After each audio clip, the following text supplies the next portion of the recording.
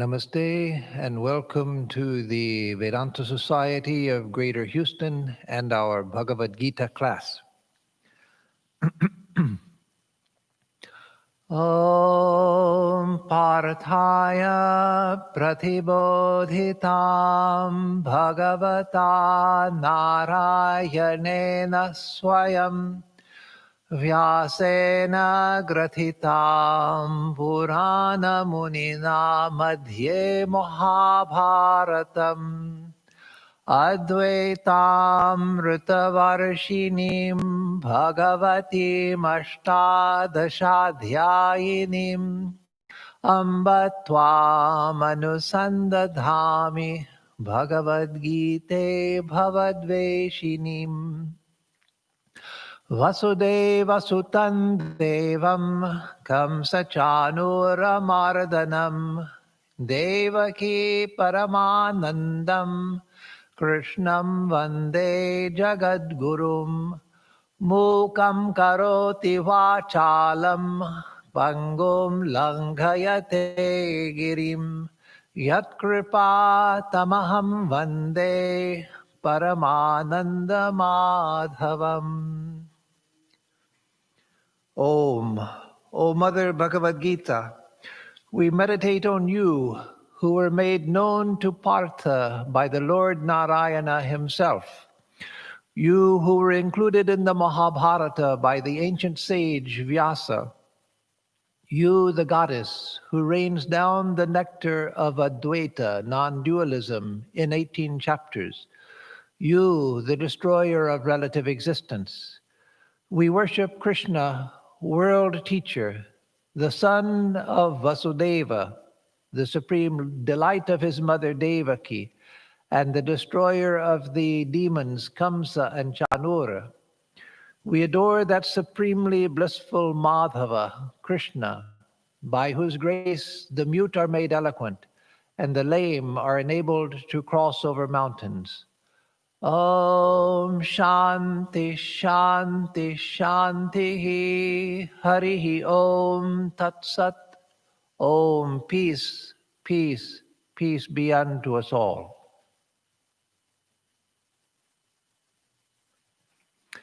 So in our study of the Bhagavad Gita, we have come to near the end of chapter 16. We will finish chapter 16 tonight.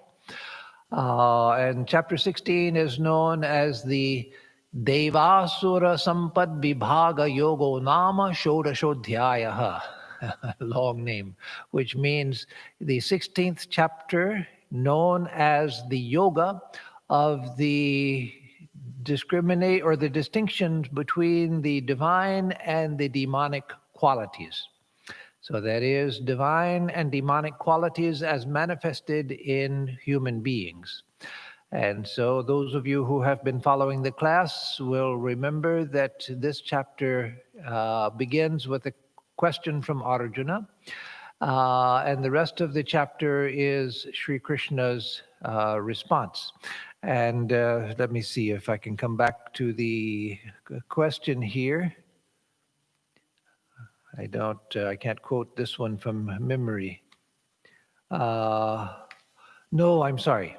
I'm wrong. It's not a question of Arjuna's.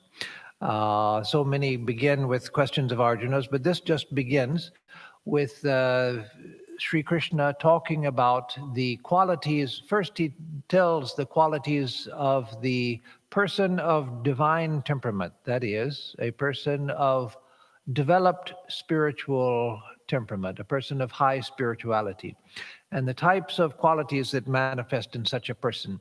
We get such descriptions in several places in the Gita. We get it in the Stita Prajna Lakshanas, that is the qualities of a person of steady wisdom. In the second chapter, near the end of the last verses of the second chapter, the last many verses of the second chapter, starting from around 65? No, it'd be 55, I guess. And then we also find it in chapter 12, where Sri Krishna talks about the qualities of the established bhakta. And here in chapter 16 in the list of the qualities of a person of divine temperament, that is, of spiritual temperament.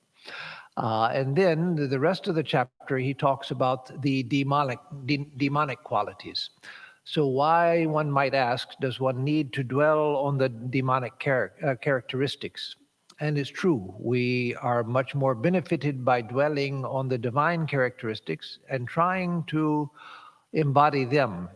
But the opposite also is helpful in a secondary sense, and only secondary sense, because we understand something by knowing what it is and what it is not. If we go to distinguish something from other things, it's distinguished by describing what it is and also what it is not. And so if we want to know the spiritual qualities we must develop, then we have to know what those spiritual qualities are. But then secondarily, it's helpful to know what are those qualities that we wish to avoid, because we find those surfacing within us. So again, it's always most important to focus on the positive, but the negative has its import as well. That's why Swami Vivekananda says that we should bless the people who are harmful to society, because through them also we learn. Through their bad example, we learn. And so he means that sincerely, not in the sense of making fun of it or anything, but sincerely. We should bless those who are harmful to society, because they also teach us a great deal. So in that spirit, Sri Krishna is telling us the demonic qualities. And so we're on verse 18. And he's talking about people who, no, I had marked 18. Yeah, I'm sure that Atma Sambhavita Stabdha. Yeah, the Dhanama, yeah, we did 17, yes. So 18 we'll start. And 18 is Ahankaram balam darpam kamam krodham cha samshritaha mamatma paradeheshu pradvishanto bhyasuyakaha. So this says that, again, speaking of the person of demonic characteristics, samshritaha, taking resort to ahamkaram, egotism, balam, strength, and I'll explain what these mean in a minute. Darpam, arrogance, kamam, desire, passion, krodham, anger. So taking resort to these qualities, that is, imbibing, identifying with, developing these qualities within oneself, the person of demonic qualities. And then he goes on to the second part of the verse. But let me come back and talk about these qualities. So ahamkara,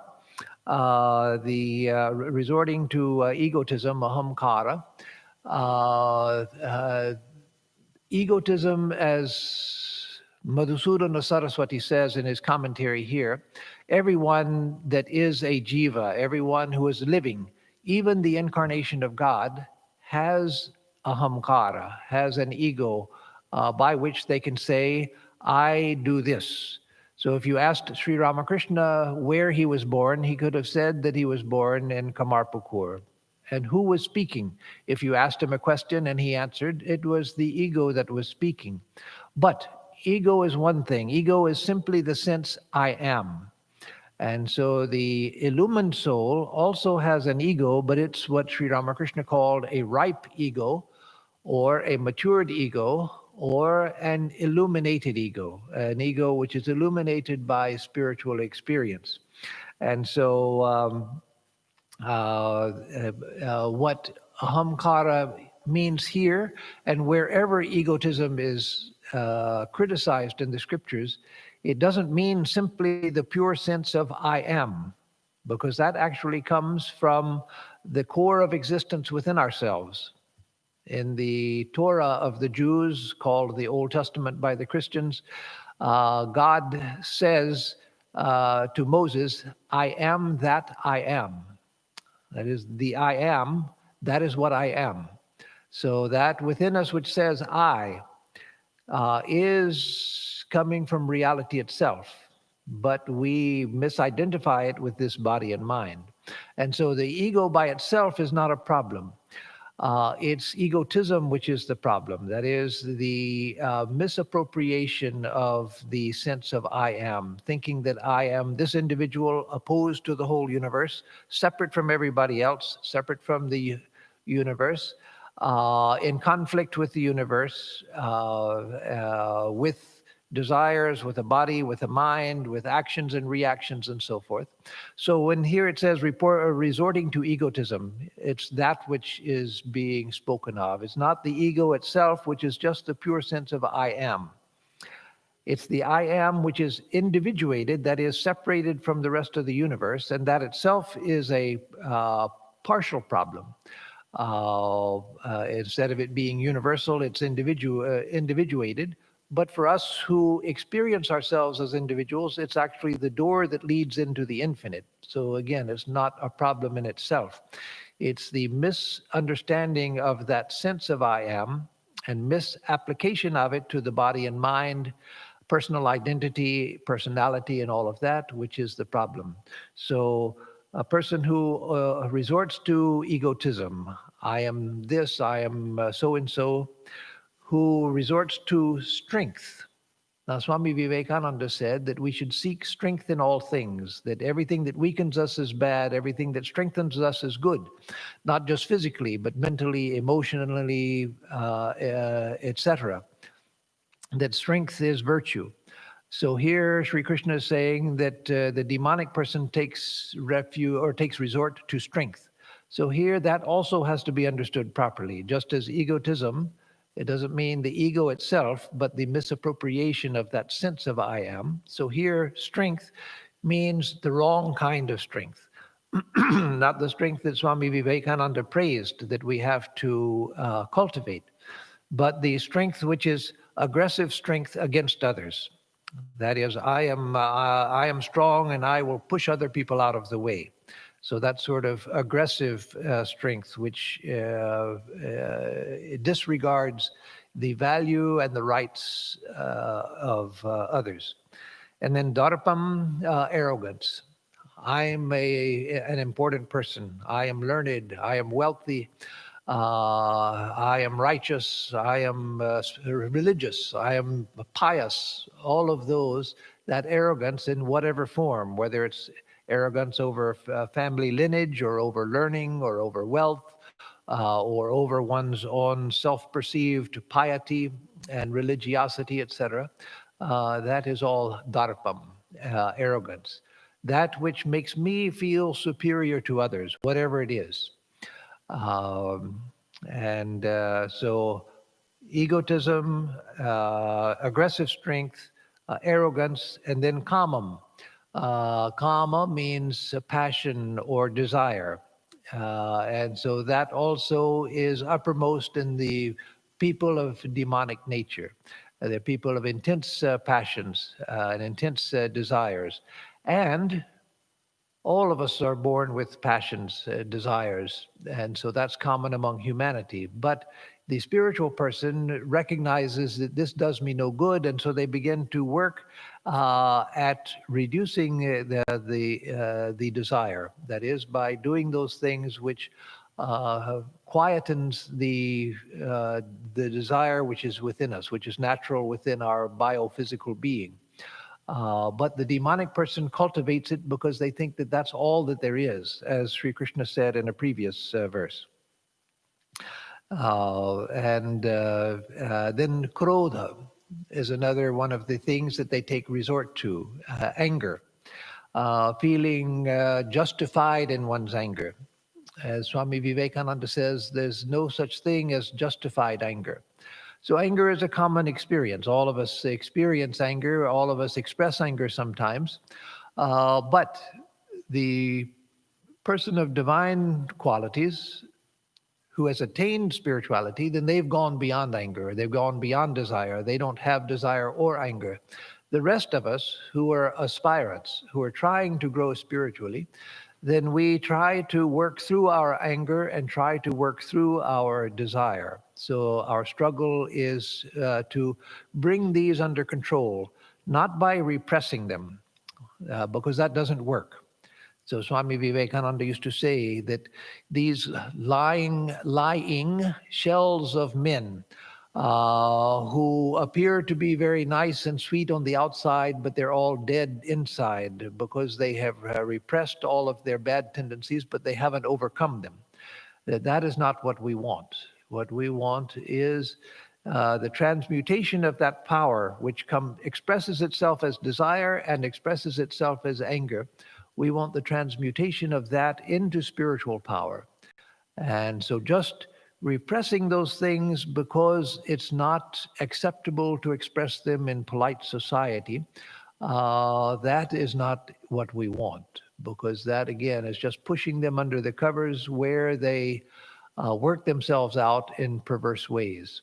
And so the goal is not to pretend that we don't have anger or to pretend that we don't have any desire. The goal is to cut them at the root by going to the root of desire and anger, by finding something which is higher, finding something which is outside of them both. So the more we go towards God, the more we go towards the self, if we're inclined towards the path of knowledge. The more we go towards a state of equanimity of mind, if we're inclined towards yoga. Then the more we find that anger and desire have less and less control over us. So as I've said many times, including in this class, on other days, we can't control desire or anger just by saying, I'm not going to desire anything and I'm not going to get angry. But we control it by, again, not attacking them directly, but by going to the root, by changing the motivations and orientation of our life. That is, by going towards God, going towards the self, going towards a state of equanimity of mind where these things no longer bother us. So then the rest of the verse completes the sentence. So again, resorting to egotism, strength or power, here he translates it as power, and that's a good aggressive power, arrogance, desire, and anger. Mam atma paradeheshu pradvishanto. So pradvishanto, hating mam, hating me. That is, Sri Krishna is speaking as God, the divine being who dwells within every being. Hating me, atma para deheshu, in the bodies of themselves and in the bodies of others. So what does that mean? Hating me, the divine being, within themselves and within other bodies as well. That is manifested in the different jivas, the different various living beings. So they cultivate these, they cultivate these demonic qualities, hating me within themselves and within other bodies. That means that they disregard the spiritual nature of their own being. They take themselves to be only psychophysical beings. They recognize only their mental and their physical levels of existence. And so they cultivate only physical desires in the physical body, physical beauty and so forth. And those who are a little more refined, they cultivate the mind as well. So a person who's completely absorbed by the body, they hardly even notice the mind. Of course, the mind is there in everyone, but if we're too absorbed in the body, then we're not even concerned with the state of the mind. Those who think that physical health is the greatest wealth, yes, physical health is good, and it's good to cultivate good health, but that's not the highest thing in life. But there are many, many people, and more of them today probably than ever, who think that health is the greatest wealth and that everything should be sacrificed for the sake of health. No, that is a demonic quality. Again, they may not be bad people, some of them may be good people, but they're completely tied up within the body, and they're certainly not spiritual. And so, yes, I'm not speaking against health, and I'm not speaking against cultivating good health. Those are good things. I'm just speaking about those for whom that is everything, and their attention goes no higher than that. And again, there's some people who cultivate the mind. That's more refined, that's better. But that itself is not enough. As we see with people, all of us have met people who are very learned, but not elevated whatsoever. They're just walking encyclopedias, but there's nothing about them that is very inspiring or inspired or elevating to others. And so, hating me in their own and others' bodies means disregarding their spiritual core, the core of their being, which is spiritual. Everything else is based on that. The mind is a manifestation of that. The body is a grosser manifestation of that. And so if you disregard your spiritual being, then as the Isha Upanishad says, you are a suicide. Then that is spiritual suicide, because you are killing that which is the very essence of your being and the value of your being. So one who recognizes spirituality to be the highest value, then they are on the path to the cultivation of divine qualities. And one who has no idea of the spiritual level of life has yet to come to that. And again, I want to emphasize, because it's a question many people ask nowadays, or an objection many people make nowadays, and it's a good objection. They say, well, I know people who are atheists, who don't believe in God, who have no spiritual life, but they're very good and moral people. They're very good parents, very good citizens, they're very moral, generous, and so forth. Yes, that's right, and that's a very good thing.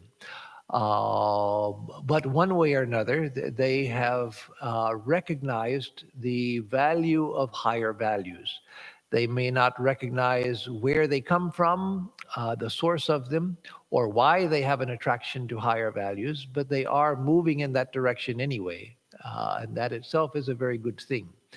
But even higher is to recognize the source of higher values and to go towards the source, because it is where everything good comes from, everything spiritual comes from, every human virtue comes from. And that is where all virtues are perfected. And so, again, there's one other word that I haven't explained yet, abhyasuyakaha. They become envious, such people. They become envious of others, because these people who are egotistical, who are aggressive in their power, who are arrogant, who are full of desires, full of anger, then it's such people are always going to be envious of others, because they see themselves, because of these very qualities, they see themselves as in competition with the rest of the world. If I see myself as an egotistical person, or if I am an egotistical person and I am important, and it's all about my desires and my wishes and so forth, then of course I'm going to see myself in conflict with and competition with other beings. And so the concomitant is I become envious of those who seem to have it better than me, because again, I'm struggling just at this social level as an individual, separated from everyone else. If I'm sitting on this chair, you can't sit here unless you move me out of the chair. If I'm the Swami in charge of the Vedanta Society of Greater Houston, and you want to be the Swami in charge of Greater Houston, the Vedanta Society, then you have to push me out and put yourself here, or have someone put you here. If I have a car that is better than your car, then you can't have it unless you push me out of it. And so everything at this level, if this is all that we have, everything here tends towards conflict and competition. Again, the running translation is, resorting to egotism, power, arrogance, desire, and anger, and hating me in their own and others' bodies, they become envious. And so now I should have done this at the very beginning, but I'm going to go back to 17 because Surinji said I didn't do it last time, and I might not have. I remember marking 18 at the end of the last class, and it was still marked as where I had come to, but I could have marked it erroneously. So let me just briefly go over 17, and it won't matter the order because 17 and 18 are continuous with the same thought. So 17 says, Atmasambhavita stabdha dhanamana madanvitaha yajante nama yajnaiste dambhena vidhipurvakam. So this says Atmasambhavitaha, self-conceited. That is, taking one's own self-importance. And then stabdha. Stabdha can mean different things. It can mean like stunned, but stabdha here means haughty, a haughty person. And dhanamana madanvitaha, possessed of the pride and intoxication of wealth. Dhana mada, the intoxication mada of dhana, wealth. Dhana mana, the pride of wealth, and dhana mada, the intoxication of wealth. So possessed of the pride and intoxication of wealth, yajante nam yajnaiste, they perform sacrifices which are in name only. They perform sacrifices only in name. Dambena vidhipurvakam, dambena, with ostentation, and avidhipurvakam, without attention to the proper injunctions. So in the Vedic sacrifices, and again, the Gita is from the Vedic period, the late Vedic period. The Vedic sacrifices had to be performed exactly according to the ritual injunctions of the Vedas. It was believed that if you performed them carelessly and made a mistake, you didn't pay attention to the proper injunctions, then you could get an opposite result from that which you were seeking. And there's stories in the later Puranas about Vedic sages who were trying to gain some special power, and a god or another sage was afraid of them getting that power, and so they entered into their speech and made them mispronounce a single syllable, and that brought them the opposite result, and they didn't attain the power they were seeking, but they were destroyed by it. So again, the running translation goes, self-conceited, haughty, filled with pride and intoxication of wealth, they perform sacrifices which are so in name only, with ostentation and regardless of the injunctions. And then I'll just read the translation of 18 again to keep going forward to 19. Resorting to egotism, power, arrogance, desire, and anger, and hating me in their own and others' bodies, they become envious. So now we'll take up 19.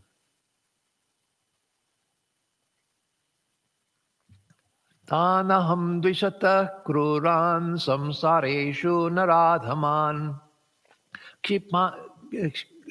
kshipam. I'm getting tongue-tied today, I'm sorry. That's happened the last couple of weeks. I've been especially tongue-tied and stuttering.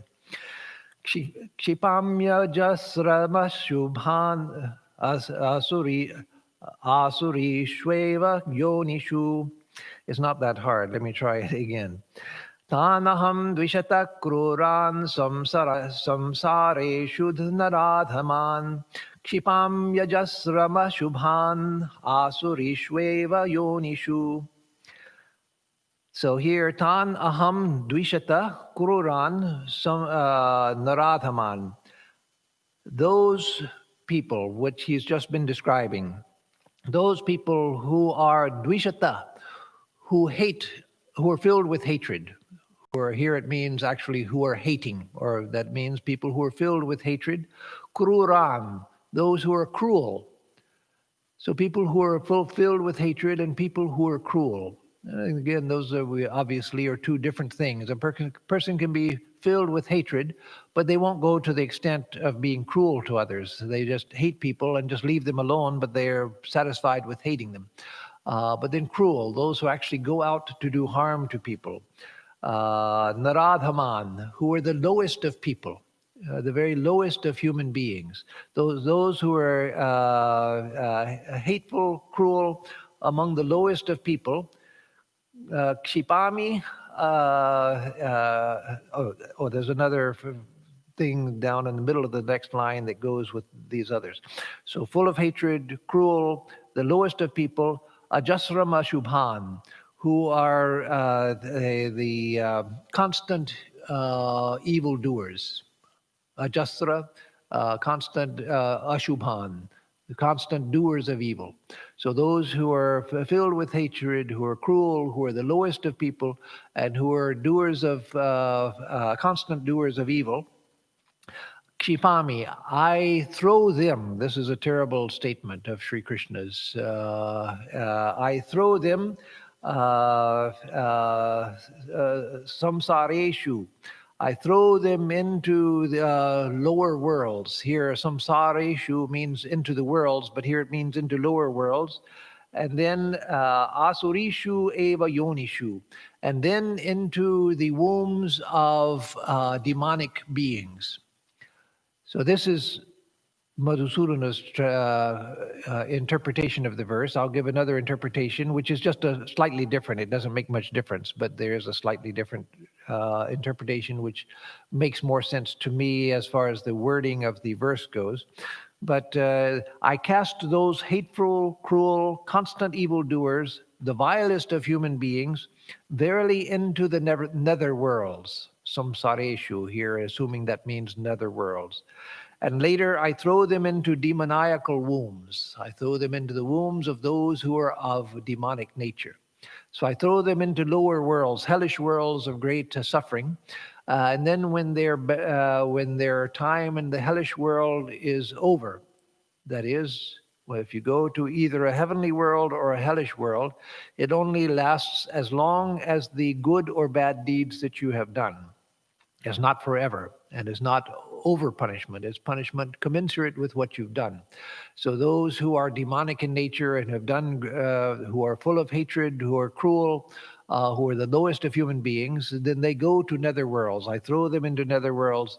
And then when they're finished with that, I throw them into demonic wombs. That is, they take birth again in terrible births, low births, painful births, whether it's in animals that suffer or in lower human births where people suffer greatly. And so this, again, is a terrible verse. We read that and we think, my God, what kind of person is Sri Krishna who does this? Well, again, we have to remember that Sri Krishna says over and over in the Gita that he does nothing, and he's not partial to any being. And so behind this idea, there are two things we have to remember. Otherwise, it sounds like we are, to borrow Jonathan Edwards, the Puritans' phrase, sinners in the hands of an angry God. We have to remember that, first of all, there is, as the Gita, as Sri Krishna himself teaches, the law of karma, that we get that which we deserve according to the actions that we do. And so it's not God who's punishing us, though that's what this verse sounds like. It's not God punishing us. It is our karma which is punishing us. And the other thing to remember is, as Sri Krishna says several times through the Gita, that he does nothing, that he is the source of all action, but that he does nothing. And so that we have to remember, because it's this secret of understanding. And let me back up and say we can't understand it fully without realization, higher realization. But we have to understand it partially as much as we can now, because it's the secret to understanding the relationship between God and the universe, where it's believed that God is the author of all actions. God does everything, as Sri Ramakrishna says over and over again in the Gospel of Sri Ramakrishna. God does everything. But when we hear that as human beings, we understand it, we hear it in a human way, that God does everything. So Sri Krishna is making us do different things. And so Sri Krishna is throwing us into hell. Sri Krishna is putting us in the home of a bad parent to be born, and Sri Krishna who is punishing us, and we are just innocent beings who don't know what is what, which end is up. And so what kind of God is that? I myself can't worship a God like that. And so if that were what Sri Krishna were saying, then I would have nothing to do with it. But again, the idea is that that is our understanding of divine activity. Sri Krishna says, again, many times in the Gita, things like, I am the author of the four castes of society, which again are really universal. The caste system as it developed through time in India is not universal, certainly. That was a particular system that developed in a particular country culture over time, but the division of people is found in all societies. And so Sri Krishna says in the fourth chapter that I am the author of the four castes. Know that I am the author of the four castes, but know that I have nothing to do with the four castes.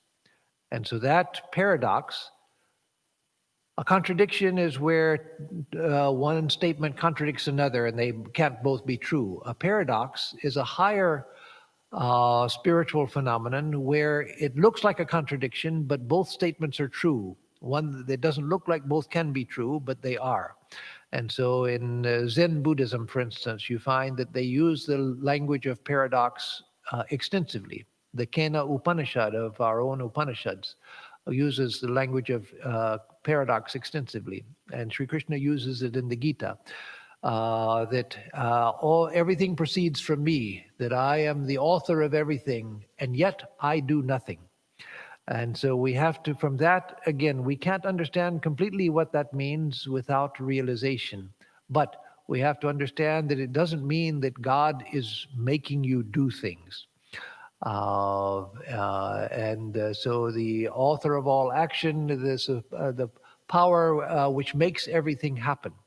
And it's the divine being who expresses itself as this universe, good and bad and indifferent. So in that sense, the author of everything, but not in the sense that God is sitting somewhere and saying, well, I'm going to make him suffer and I'm going to make her have a good time and I'm going to give him a little bit of suffering and then some good time also. I'm going to make him sick and I'm going to make her well and I'm going to make him rich. No, that is all in the infinitely complex chain of causation governed by karma. And so I cast those hateful, cruel, constant evildoers, the vilest of human beings, verily into the nether worlds. That is speaking as the author of creation itself, that everything has come out of me, the good and the bad, the happy and the sad, the tragic and the comedic. Everything has come out of me. And so in that sense, yes, I have cast beings into hell, but also I am the being who is suffering in hell. And the suffering is mine also. I, Sri Krishna, I, the Lord. The only way to understand God that I can see after years of studying and thinking about it is from a non-dualistic standpoint. Anything short of that, God becomes a caricature and God becomes terribly cruel. If we're good people, then we say, oh, God is good and God will help me, but he punishes bad people, and that's okay. Let him punish bad people. But that's a religion based on fear. And that's a religion which doesn't recognize that bad people are bad in spite of themselves. It's not that a person is born and says, I think I've got a choice. I could be a good person or a bad person, but I think I want to be a bad person, so I'm going to be a bad person, even though I've got an equal choice. No. A person is born into this world. They find circumstances that they're born into, directing them one way or another. They find that they're taught to different things. They find within themselves their tendencies that come out. And then they find themselves doing either good or bad things. As Swami Vivekananda said, we should have the greatest sympathy for human beings, because until one has grown high spiritually, we're really nothing but machines. We find that we're not really living, life is happening to us. We are free, but we haven't realized our freedom yet, and so we don't enjoy it and we don't act on it. And so again, this has to be understood with that background. I said I would explain the other interpretation. It's just a minor difference. It doesn't take the terror out of the statement. And that is that samsareshu. To me, a better reading of this is that those who are hateful, those who are cruel, and those who are the worst of men within the worlds, that is, those who are the worst of people in the world, using that instead of I throw them into netherworlds, because it doesn't say netherworlds, it just says into worlds. So those who are the worst of beings in the worlds, I throw them into demonic wombs. So again, it doesn't make much difference. It just replaces the place where worlds comes. So verse 20 continues this thought. Asurim yonimapanna mudha janmani janmani mama prapyaiva kaunteya tato yantyadhamangatim. So asurim yonimapanna mudha, the fools, that is, these demonic people. They're demonic because they're fools, and they're fools because they're demonic. That is, if we had proper understanding, we would know the spiritual reality within me, which is the source of all blessings. And I would know the spiritual nature of this universe, and I would know the spiritual nature of other beings. That is true intelligence. If I knew that, then I couldn't possibly become a demonic person. So to be a demonic person, a person of demonic qualities, means that we are fools. We are fools. In fact, all of us are fools until we're spiritually awakened. It's the unfortunate truth of it. It's not complimentary. It's an unfortunate, very unfortunate truth. So those who are fools, who have attained to a demonic birth. Again, in the previous verse, he said that I throw them into the wombs of demonic beings. So here he's saying that those fools who have attained to demonic birth, janmani janmani, birth after birth. So those fools who have attained to demonic birth, birth after birth, they come back in demonic form again and again. Mam aprapya iva kaunteya, O Arjuna, not having attained to me. That is, not having to attain to the divine self, to the Atman, to Brahman, to Ishvara.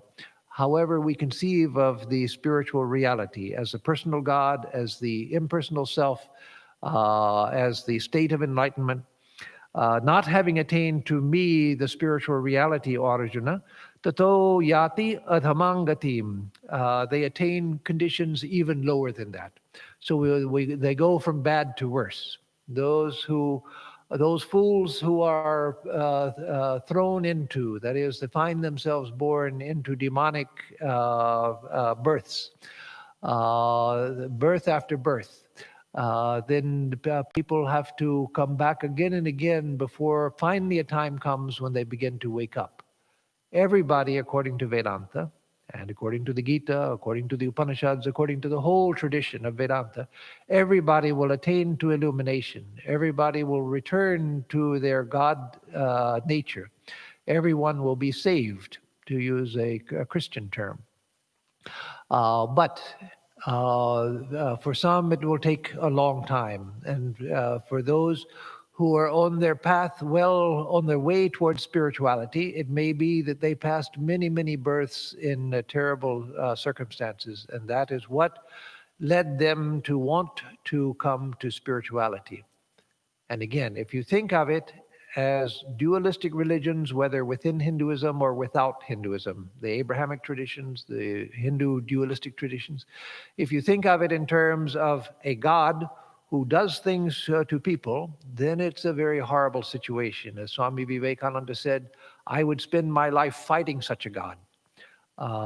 That's what the hero would say, that if there is a God who does that, then what kind of God is that? Such a God, it would be the only honorable thing to do to rebel against such a God. And so it's only in non-dualism that you go beyond that contradiction, where there's a God who is doing things to people down here. Here's God, and here we are, and God is doing things to us. No, it's not like that. The whole thing is divine. My experience is the experience of God. I am God, you are God, the circumstances are God. It's ignorance, the ignorance of our divine nature, which keeps us from knowing that. And Holy Mother once said, when some of her disciples, monastic disciples, I think they were brahmacharyans, I don't think they were swamis yet, but they were brahmacharyans. So in India, they would be obviously recognized as monastics. They passed by a village house, and there was a man sitting out front on the step of the house, and he started criticizing them as being for being monks, and what a terrible waste it was, and how they were a drain on society and so forth. And when they came to Holy Mother's house, they told her what this person had said, whose house they had passed by, and she said very seriously, it will be many, many births before he's awakened. So now was Holy Mother cursing this man so that because she was angry with him, let him take many painful births because of what he said to my disciples? No, not at all. Not at all. 100% no. It was because she recognized that somebody like this person who had such a dull spiritual intelligence. He might have been smart in other ways in book learning, but he is such a dull spiritual or a complete lack of any spiritual understanding that he would have to come back many times, many lifetimes before he would begin to awaken to spirituality. So it was not a curse. It was a recognition that this type of person has to come back again and again. And so that is what Sri Krishna is speaking of here. Those who enter into the demoniacal wombs, birth after birth, these fools, without reaching me at all, O son of Kunti, attain conditions lower than that. That is, they go downward. Adhamangatim, they are on a downward path. Then 21 says, Trividham narakasyedam dwaram nashanamaatmanaha kamam krodhas tatha lobhas tasmadetat trayam tyajet. So this says that Trividham narakasya idam dwaram, that the door to hell is of three types. That is, it has three characteristics, really. Nashanamatmana, this door which leads to the destruction of oneself. This door of destruction has three aspects. Kama, passion, krodha, anger, tatha lobha, greed. Tasmad etat trayam tyajet. Therefore, one should conquer these three, because these three are the three aspects of the door leading to misery, leading to self-destruction. And so one should renounce these three. Those are kama, krodha, lobha. That is desire, anger, and greed. These are the three things that have to be given up. And then 22 says, Etair vimukta kaunteya tamo dvarais tribhir naraha acharatyatmana shreyas tato yati parangatim. So this says that, O Kaunteya, O son of Kunti, Etair vimukta tamo dvarair tribhir naraha. The person, O Kaunteya, who has become freed from these three, kama, krodha, moha, passion, anger, and desire, which is the door of darkness, the threefold door of darkness. Acharati atmanaha shreyas tato yati parangatim. And who's freed from these three doors of darkness and strives for what is good, yati parangatim, tato yati parangatim, such a one strives for the highest goal. So the running translation is, O son of Kunti, Kaunteya, that is, a person who is freed from these three doors to tamas, to darkness, strives for what is good for oneself. So a person who overcomes this passion, anger, and greed begins to strive for that which is beneficial, and thereby they attain to the highest goal.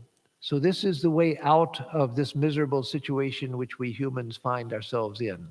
Again, not a situation which God has put us in. The dualistic question is always, and there's no answer for it within dualism, the dualistic question is always, why did God do this to us? Why did God put us in these circumstances? Why did God make such a terrible world of suffering for all of us? There's no answer from the standpoint of dualism. Answers have been given, yes, because that question arises to everyone sooner or later. Why me? Why am I suffering? Why is God doing this to me? But within dualism, there's no satisfying answer.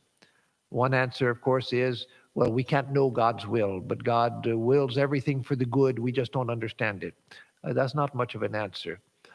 Certainly not satisfying to a thinking person. And other answers are given. And then some people, the people who are more low-minded than high-minded, they take delight in the fact that God punishes evildoers. That I'm a good person and God takes care of me, and I'm glad he punishes those evildoers, and I hope they suffer. No, that is itself a sign of a demonic intelligence, that you delight in the sufferings of and punishment of others. So yes, society has a right to protect itself from harmful elements within it, and a right to protect itself and to punish those who do harm. But to delight in that, that is a very low demonic quality.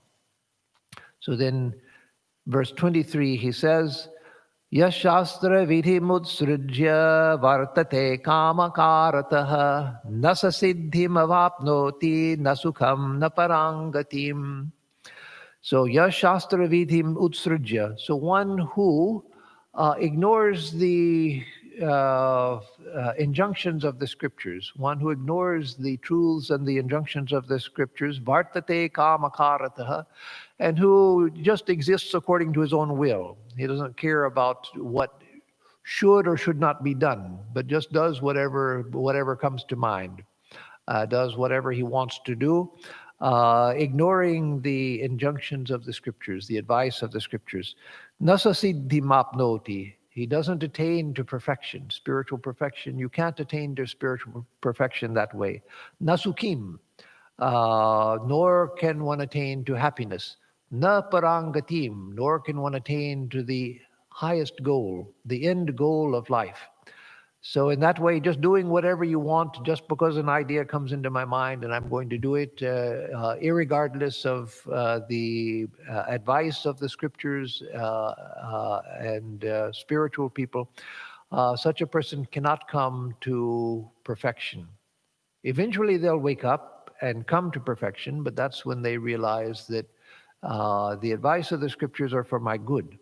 So they don't attain to perfection, nor do they have happiness, nor do they come to the end goal of life. And the last verse of the chapter says, Tasmat shastram pramanam te karya vyavasthitau gyatva shastra vidhanoktam karma karatum miharhasi. Tasmat shastram pramanam te. Therefore, the scripture is your pramana. The scripture is your authority. Therefore, the scripture should be your authority. So remember that in the Vedantic tradition, the scriptures are the words of realized souls, those who have realized the highest truth. There are many scriptures in Hinduism, but they're divided between those that teach the highest truth and those which are for the regulation of society, like the Manu Smriti and many other Smritis, and the Puranas, etc.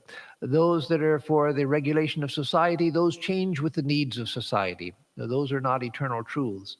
But the scriptures like the Upanishads and the Bhagavad Gita, they contain the eternal truths of spiritual reality. And so the injunctions of those scriptures, not, again, the injunctions of all texts which are regarded as scriptural, which is a vast library in the Hindu tradition, but those which are the Shruti, those which are the texts of highest spiritual knowledge, those are meant for our good. because they are the experiences of the sages of what they realized when they were in high states of spiritual realization. And so, therefore, these scriptures are your authority. Karya karya vyavastito. In what you should do and what you should not do, in matters of what you should do and what you should not do. Jnatva shastra vidhanoktam karma kartum yaharhasi.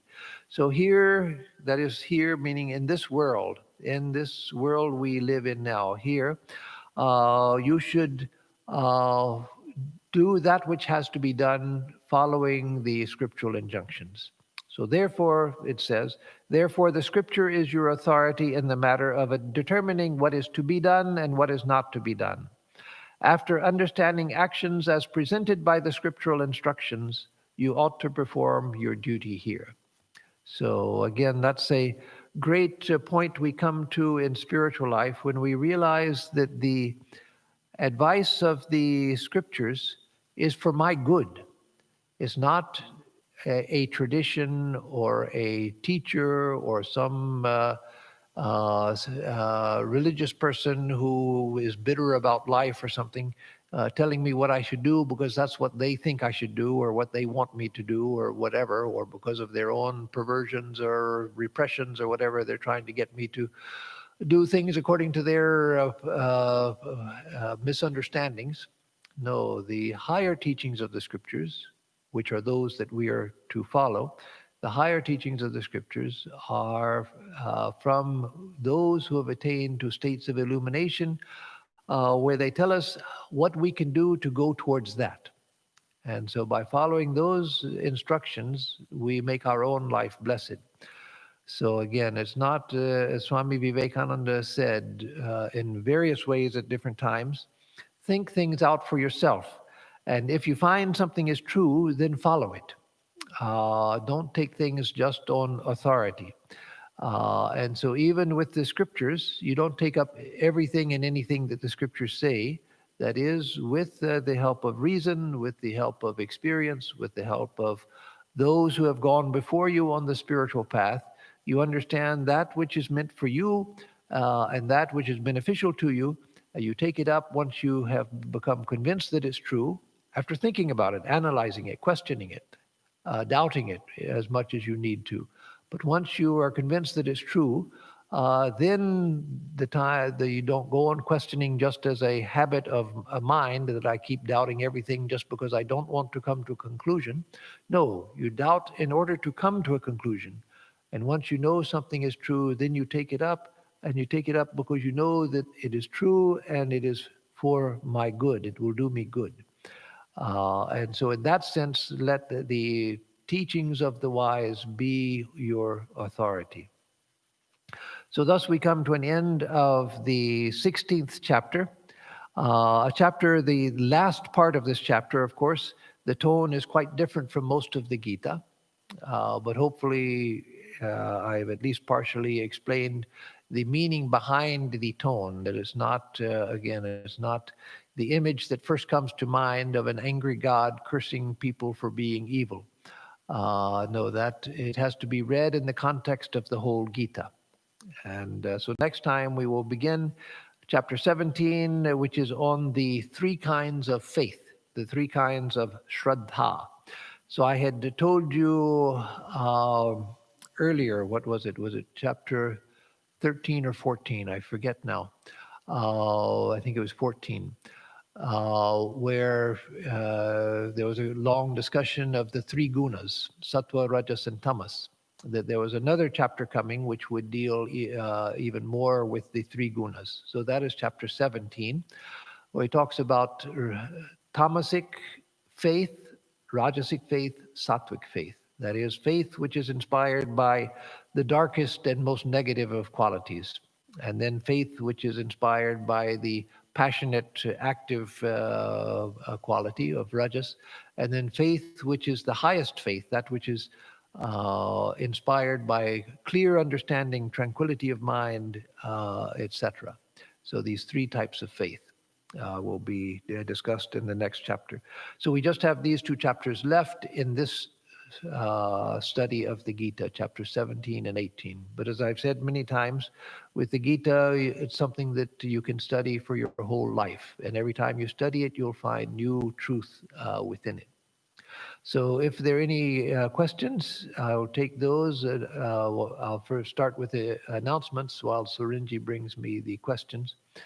So for announcements, on Thursday, we will have the Gospel of Sri Ramakrishna class. Thank you. At 11 o'clock, live streamed as always. Last week was Thanksgiving, so we had a break, but we'll begin again day after tomorrow, 11 o'clock in the morning.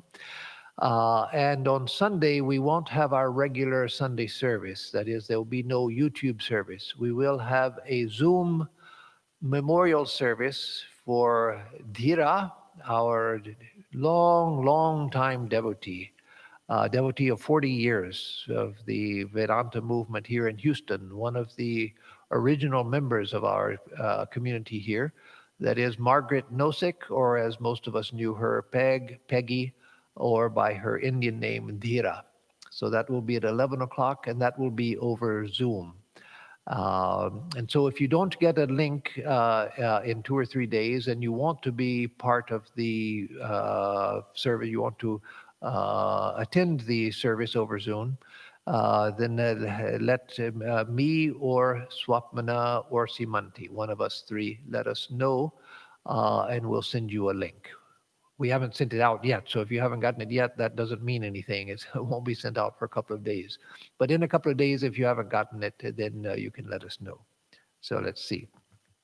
Subhash, can you please explain how to explain 1619 in terms of non-dual Vedanta that you mentioned? Okay, I'll come back to that. Let me see. Let me read the rest, because all of this is from Subhash. Is there a bottom these demonic persons hit, as explained in verse 620, after which they turn around? And how does one free oneself from these 3 doors to hell, as mentioned in verse 1622? Yes, I don't need to look it up because that I know. So can you please explain how to explain in terms of non-dual Vedanta as I mentioned? Well, let me look up 619 at least, so I make sure that I'm answering exactly the question.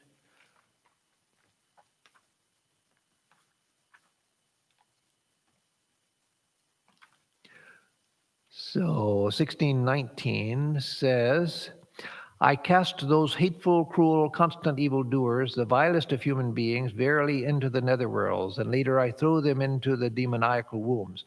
Well, that's what I tried to explain. That's exactly what I tried to explain from a non-dualistic perspective.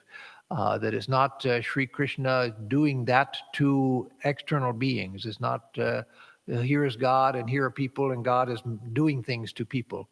As I said, the Gita is full of statements where Sri Krishna says, look at the wonder that I do everything and yet I do nothing. And so the activity of God has nothing to do with our idea of human activity, where I am the karta, I am the doer, and there's an external thing that I act upon. So I commit an action on something else. And so there's God who is acting on these living beings. No, the whole universe has come out of God, rests in God, and returns to God, and is God in the whole process. And so it's not Sri Krishna here, people here, and Sri Krishna making, I'm going to make that person suffer, and I'm going to make that person happy, and I'm going to make this person spiritual. No, it's not like that at all. It's in the infinite complexity of the chain of causation and individual karma and all of that. All of this is happening. And so it's everything is motivated by, everything is happening by the power of God. That's the power which generates everything. But it's not a power which is personal, one person doing something to another person. That's why Sri Ramakrishna, as I often quote this, in the Gospel of Sri Ramakrishna in 1884, I forget the date, in 1884, Sri Ramakrishna is saying, all is the play of Mother Kali. And one of the devotees listening to him says, but sir, it may be Mother Kali's play, but for us, it's misery. And Sri Ramakrishna says, yes, but who are you? So Sri Krishna is the one who is being thrown into the netherworlds. Sri Krishna is the one who is being thrown into demonic wombs and going through birth after birth in misery, and then turning around and realizing his own spiritual nature. So the whole thing is God. It's not God doing something to others. And so then, is there a bottom these demonic persons hit? And so, yes, that also I spoke about, that there is a bottom that we hit where we realize that I have to go up. And so we can only go down so far before we realize that there's no way.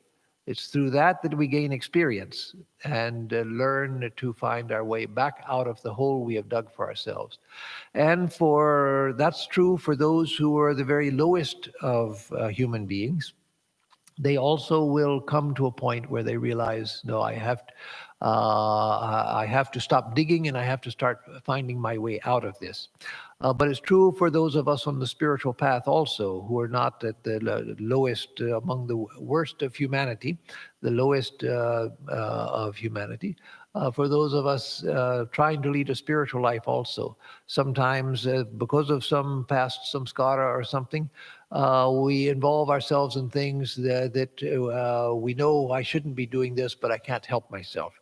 But a time will come when we realize, no, only I can stop this, and I have to stop it, and I want to stop it. So sometimes there are things we have to go through because we haven't yet had enough of them.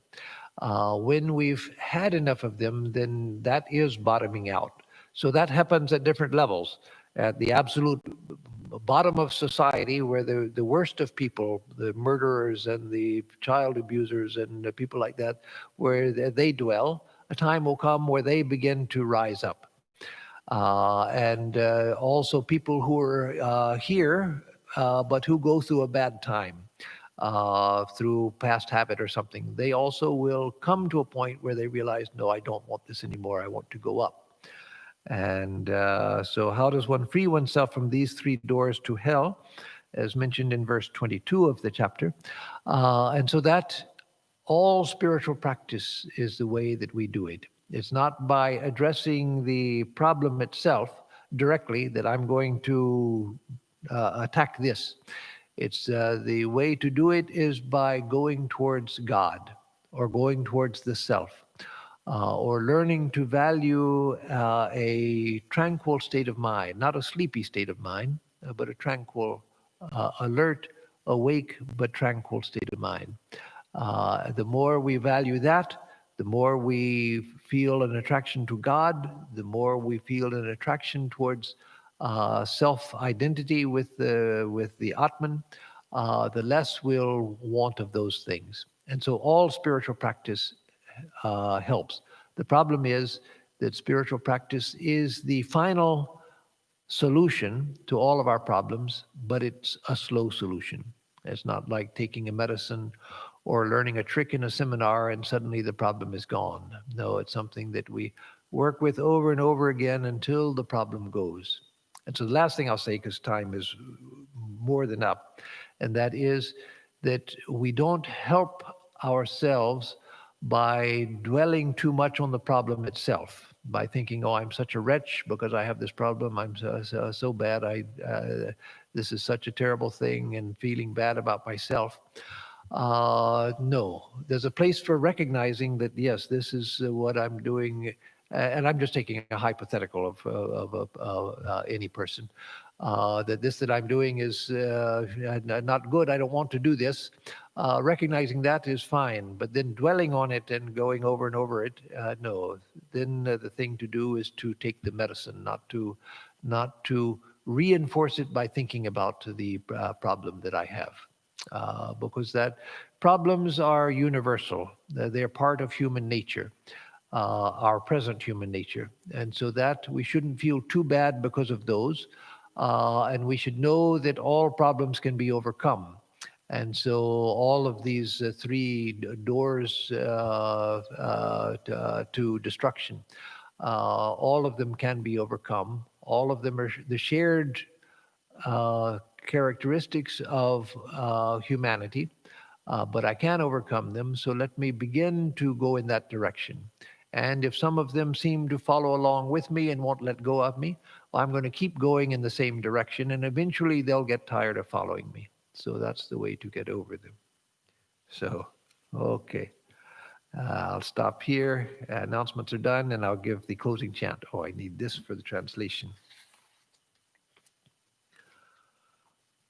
Om Yam Brahma Varunendra Rudra Marutastun Vandi Divyaistavaihi Vedai Sangapada Kramopanishadair Gayanti Yam Samagaha Dhyanavastita Tadgatena Manasa Pashyanti Yam Yogino Yasyandam Navidu Sura Suragana Devaya Tasmai Namaha.